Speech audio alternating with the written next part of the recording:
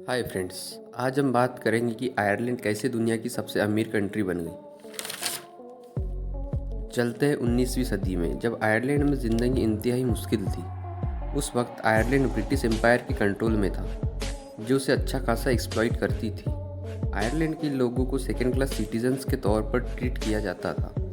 Ireland की 90% economy agriculture पर depend करती थी और आयरलैंड की करीबन 80% ज़मीन पर एक ही चीज़ उगाई जाती थी और वो थी पोटैटो, जिसे हम आलू भी खाते हैं।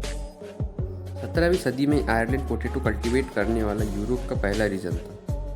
यही आलू वही चीज़ थी जिसकी वजह से आयरलैंड की आबादी पूरे यूरोप में सबसे तेज़ी से बढ़ रही थी। आलू के 1 एकड़ की फसल और गाय का दूध पूरी आयरिश फैमिली को पालने के लिए काफ़ी था, और क्योंकि ये बड़ी आसानी से कहीं भी उगाया जा सकता था और वो भी काफ़ी बड़ी क्वांटिटी में, तो बहुत जल्द आयरलैंड की हर फैमिली का मेन फूड सोर्स बन गया।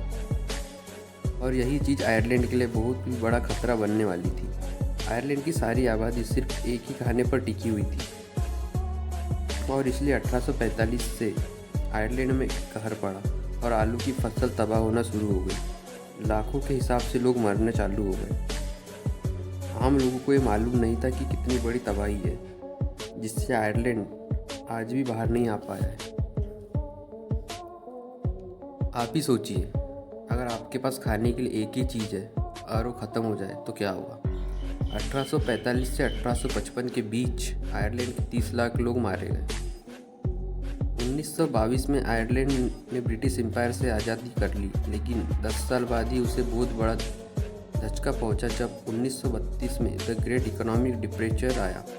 आयरलैंड पहले ही बाकी दुनिया से कट ऑफ था और ब्रिटिश से उसके रिलेशन वैसे ही ठीक नहीं थे, जिसकी वजह से आयरलैंड की इकोनॉमी ज़बरदस्त क्राइसिस का शिकार हो गई। उसके बाद आयरलैंड में बड़ी कंपनीज को नेशनलाइज किया गया, इंपोर्ट को बंद किया गया ताकि लोकल इंडस्ट्रीज को बचाया जा सके। मगर इस सब का आयरलैंड की इकोनॉमी पर बहुत बड़ा असर पड़ा।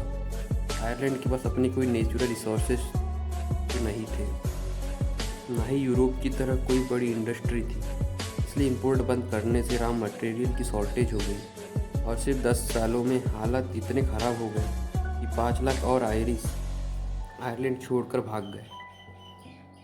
आयरलैंड गरीबी की तरफ बढ़ रहा था, लेकिन ये सब बदलने वाला था।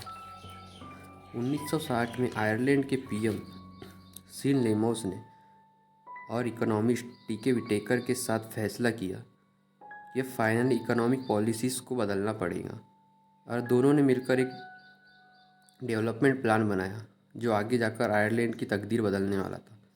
आयरलैंड में नेशनलाइज की गई कंपनी को दोबारा प्राइवेट कर दिया गया।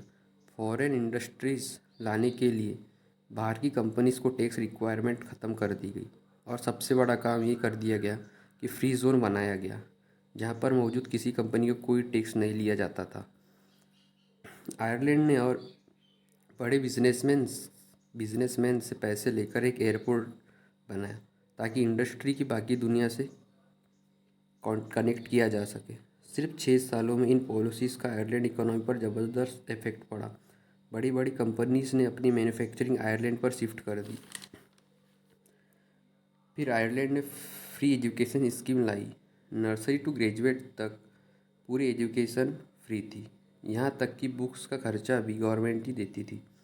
धीरे धीरे आयरलैंड की हालत सुधरना चालू हो गए, लेकिन सबसे ज़बरदस्त चीज़ हुई 1999 में, जब यूरोप यूनियन ने सिंगल मार्केट अनाउंस कर दी, जिसके बाद आयरलैंड लिटरली पूरी दुनिया के लिए ओपन हो गया। Tax free policy, friendly environment और ज़बरदस्त लॉ एंड ऑर्डर सिचुएशन की वजह से सारी दुनिया से बड़ी बड़ी कॉरपोरेशन आयरलैंड आने लगी। ज़्यादा कंपनी की वजह से जॉब अपॉर्चुनिटी भी बढ़ने लगी। टैक्स कम और सैलरी ज़्यादा, लोगों की परचेसिंग पावर भी बढ़ रही थी। आयरलैंड ज़बरदस्त इन्वेस्टमेंट लूप बन गया था, जिससे आयरलैंड की हालत आज आपके सामने है। जिस ब्रिटिश एम्पायर ने आयरलैंड पर राज किया था, आज वो ब्रिटिश एम्पायर आयरलैंड से कई गुना पीछे है। Thanks for watching.